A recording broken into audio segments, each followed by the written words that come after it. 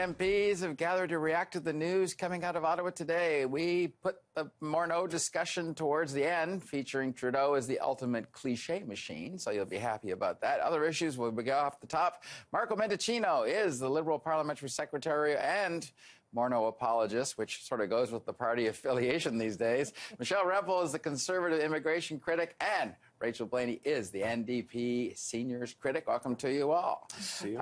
We had the minister on, Michelle, talking about this new immigration lineup he has. I know you had a news conference moments ago. Is this the right kind, the wrong kind of immigration? Too many, too few? How do you see it? I guess I just want this government to put people before numbers. And I think the government today did Canadians and newcomers a disservice because they failed to outline plans for integration of recent humanitarian refugees. We know that that's an issue.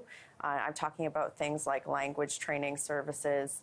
I also am concerned about the fact that the government has done little to look at how to match newcomers to Canada with employment opportunities in chronically underemployed regions of this country. We know that, especially in the humanitarian streams, we've been seeing sort of a trend towards ghettoization, and I think that that's concerning, both from an integration perspective as well as from an economic growth perspective. So, you know, for me, I support immigration. I want to be perfectly clear. I think all Canadians do. What I'm concerned about, Dawn, is that because this government has failed to address things like the illegal border crossing crisis, I mean, they've built winterized trailers. They're bumping, I think, frankly, services from other processing streams where people are playing by the rules to these, prioritizing people who are coming into the country illegally. I think that the government across party lines is losing social license to operate the immigration system because it is about how. I know that Mark was going to do a bunch of talking points here, but the reality is that, you look at any survey that's coming out of the Canadian public right now, and people are saying the Liberals aren't getting this right. And this isn't just a Conservative thing. This is across the political spectrum. And that concerns me because when we fail on the how, as this government has done, people start talking about if, and I think that that's really damaging. And I'm really concerned that they won't even talk about the how. Marco's going to come out and say, he's going to talk about, 5 or 6 different things, but he's not going to talk about integration. He's not going to talk about women that can't speak English, that don't have access to these services. Wow. And that's what's concerning to me. We will give Marco his chance in a minute, but I want to get Rachel's thought. You saw the numbers, 3 years, that's new, but generally, the numbers are a fairly slow and steady increase overall. What did you take away from it? Well, I think I have to agree with Michelle to some degree, especially around rural communities across Canada. I mean, I used to run an organization that welcomed newcomers into our region. And one of the challenges was that often the government wasn't working with us to promote the great opportunities that we had in those regions. So, I think that is a discussion that really needs to happen.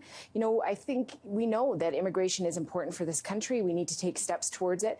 But we also know that we're seeing a lot of very fundamental concerns. Right now, we have a lottery system for grandparents and parents. And, so we have 90,000 people applying every year and 10,000 are going through a lottery system. Yeah. And the other thing is since 2006, we've seen more temporary foreign workers than immigrants coming in this country. Absolutely. And I think we need to talk about that because the work that they're doing is not temporary work. And so we're separating families internationally. And where's our stance as Canadians that we believe in immigration, that we're going to have people join our country, and we're going to make sure that their families are strong as well. I think those are important conversations. How do you respond? Well, let's talk numbers. Let's talk substance. First of all, with regard to the multi-year historic plan, we've got the immigration levels going up from 300,000 to next year 310,000, to the year after that 330, and then in 2020 340. Concerns. Well, I am addressing the concerns in 2 very important ways. One is, obviously, these numbers and raising them will drive the economy. And I quite agree with Michelle that we need to be reaching across the party lines. We often try to do that. We often get a lot of rhetoric that is based on fear and the like. And just with regards to irregular entrants, I just want to assure your viewers that this represents a very tiny fraction of the overall number of people who come to Canada seeking a better life. It doesn't allow you to skip the line. There are due process requirements, and if you don't meet the high threshold for entry, then you get sent back. But on the levels, look, this is something that has been asked for by the provinces, by the territories. It has been commended by think tanks like the Conference Board of Canada. The only people that seem to be speaking out against this new higher level, which will take us closer to 1% of our overall population, which will drive growth, is the Conservative opposition. And so this is the fundamental the services aren't there, loop-back Marco. play. That's the challenge. And on every, sorry, let me just address No, the second part. No, sorry, I just want to finish off the last part of it. Very quickly. With regard to every single metric, whether it's with regards to language, where 93% of new Canadians speak one of the two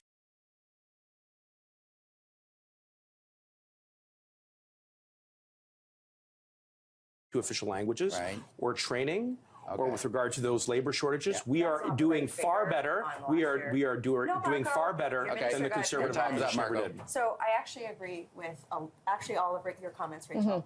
The TFW program, temporary foreign workers, I actually think is pejorative even in its language, right? We should be looking at ways to integrate people that are coming into our country to work into the economy on a permanent basis.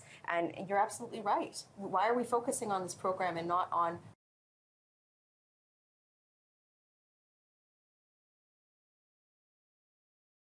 processing times and other economic streams? Why is the government not looking at that economic match in regions? So, Marco cited numbers, and it's funny because he fell into the trap that I told him he was going to. I was trying to give him a softball, right? Like I said, he's going to talk about numbers, and he's not going to talk about people. We all support immigration here, but when people start questioning you notice that Marco said, oh, fear. It is not, for the Liberals to resort to that, that's where this dangerous populist narrative comes up because they've abdicated their responsibility to talk about how that comes up. And I think it's a failure. Last slap from you there, Rachel? Well, I think it's important that we have immigration. It's important for our country. We're a little disappointed that we're not at the 1%, which I do think we need to be moving towards.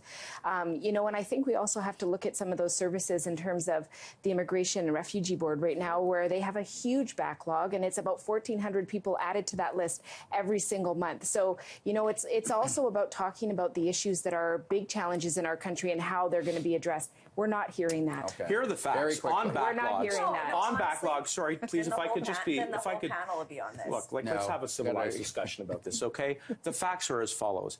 Backlogs went up under the last government. They're going down dramatically. They had to put in place a lottery that is a fact, Michelle, and if you want to go over the numbers, we can. But these are facts. Yes, you cannot just, if you agree with them, then the backlogs are going down. Okay, that is a thousand cases under your government. It's really hard. It's hard to have a civilized. Very quickly. Which backlog increase? They're all going down when it comes to with regards to family and with regards to spousal. And I've just given you a very concrete example. On what? And you haven't refuted it, which is actually progress for once. We get some facts on the table. I have to move on. We have a lot more to talk about. I got to get to this one. I've got to quickly get to this. Murdered and missing Indigenous women. They want more money. They want more time. Yeah. They want a national task force of policing to do the job. Should they get it, Michelle? Yes. Get all of the above. Look, Do you need another police force task force? Look, to be honest with you, I feel very ill-equipped to have this conversation, and I feel like it's always us sitting on these panels having these conversations for these women. And first and foremost, what we need to talk about is give voices to these people. My concern right now, first and foremost, is that I think that there's, been 4 families or something? Like, it's been a very, very small number of families and women that have actually been able to speak to this. So the recommendations that are coming forward, I want to actually hear the voices of these women. And frankly, across successive governments, we've just gotten this relationship wrong. When I've talked to a few female chiefs recently, and what I took away from that is that we have to focus on rebuilding a relationship, and I just don't think that has happened in this inquiry yet. Well, and I think Indigenous, the stories of the families are really important, and I agree that the focus has to be these women, and there has to be the stories. And I've talked to people in my own riding that have lost and have missing women in their family that still don't know what happened. And so when you look at that, if we're talking about making sure the resources are there to give the time, if we're really looking at what was going wrong, that the RCMP and the police were not responding in the way, we need to hear those stories, and we need to see some accountability on those.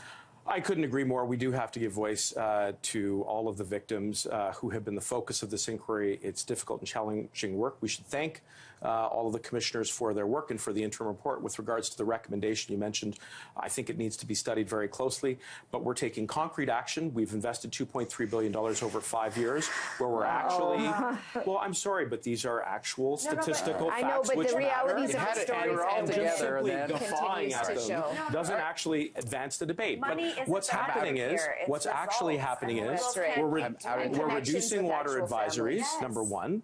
That- We're that's- actually oh my improving the gosh. quality of life on right. these reserves, number Your boil two. water That's not the advisories question we're went up. talking They are going All right, down. thank you all. We'll Thank see you again next